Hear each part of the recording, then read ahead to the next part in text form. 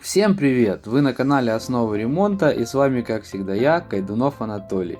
Занимаюсь отделочными работами в городе Новороссийске. В сегодняшнем видео я расскажу вам, как защитить гипсовую штукатурку от влаги и что такое акриловая гидроизоляция и способы ее нанесения. Не все знают, что гипсовая штукатурка боится влаги и тем более открытого попадания воды. При излишнем увлажнении гипсовая штукатурка становится рыхлой и теряет свои прочностные характеристики и, как правило, начинает сдуваться и отваливаться от основания, то есть от нашей стены. Точно так же от такой штукатурки соответственно отслаиваются и другие финишные отделочные материалы, которые были не нанесены на такую штукатурку, такие как кафельная плитка, финишная шпаклевка, обои, краска и другие отделочные материалы.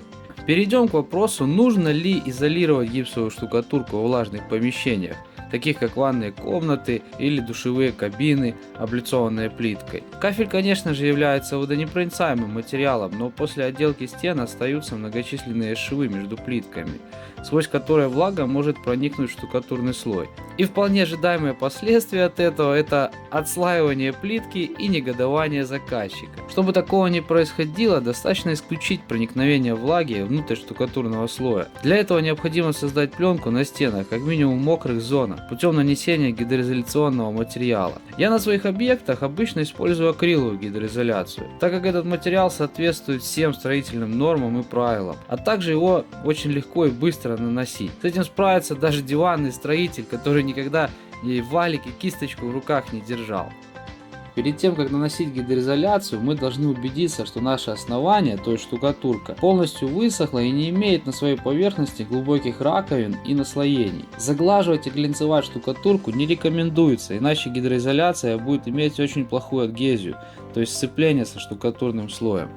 Если у вас штукатурка уже заглинцована, то необходимо будет ее замотовать, то есть нанести риску, как говорят автомаляры.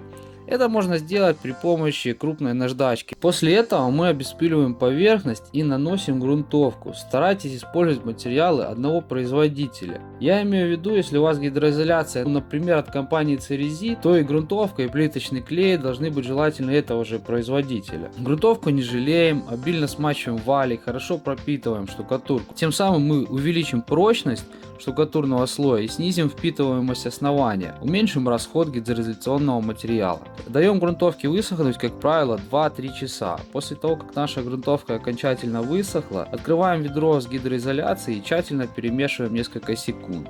Для нанесения гидроизоляции нам понадобится обычный валик, раскатка, ванночка и флейцевая кисть. Наносим материал толстым слоем, стараемся сильно не раскатывать валик, а наоборот, как бы почаще макать валик в ведро или нашу раскатку. Набираем побольше материала и просто переносим его на стену.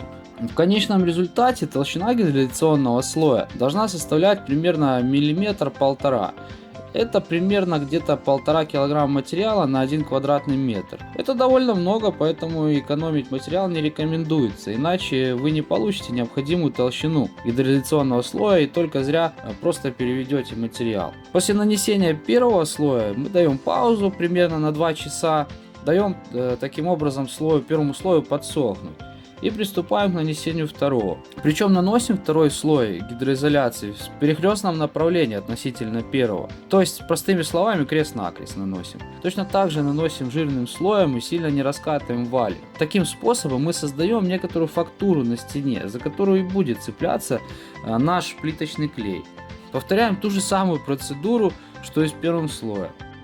Как вы заметили, на данном объекте я нигде не использовал специальную гидроизоляционную ленту, потому что считаю, что использование здесь бессмысленно и бесполезно. Ленту необходимо использовать на подвижных соединениях и стыках.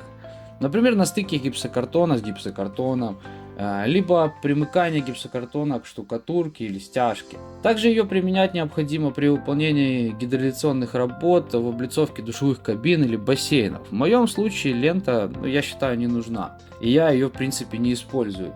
Как минимум на данном объекте. После нанесения второго слоя гидроизоляции облицовочные работы можно начинать не ранее 4 часов, как указывает производитель данного материала. Я предпочитаю начинать следующие работы как минимум только на следующий день. Но, как говорится, это лично мое мнение. Приклеивание плитки рекомендую осуществлять только на тот клей, который рекомендует производитель данной гидроизоляции. В противном случае даже и претензий предъявить будет некому. То есть мы не рискуем, стараемся пользоваться продукцией одного производителя. То есть я вам уже объяснил. Взяли церезит, значит работаем церезитом. Взяли витонит, значит витонит, ну и так далее. Ну и давайте же подведем итоги всему вышесказанному. Нужна ли гидроизоляция стен и пола в ванной комнате? Получается, что ванная комната — это помещение, в котором постоянно используется горячая вода. В результате воздух в помещении даже при наличии хорошей вентиляции практически всегда имеет высокий уровень влажности. Грамотно выполненная гидроизоляция стен в ванной комнате поможет защитить стены и полы от вредного воздействия влаги, а значит продлить срок службы помещения. При отсутствии гидроизоляции быстрее выходят из строя отделочные материалы. То есть, если полениться гидроизолировать стены, то ремонт вашей ванной придется переделывать очень скоро. Я не поленился сделать это видео, чтобы раз и навсегда закрыть этот вопрос о необходимости гидроизоляции стен ванны. Надеюсь, что информация была для вас полезной. Не забываем ставить лайк за работу.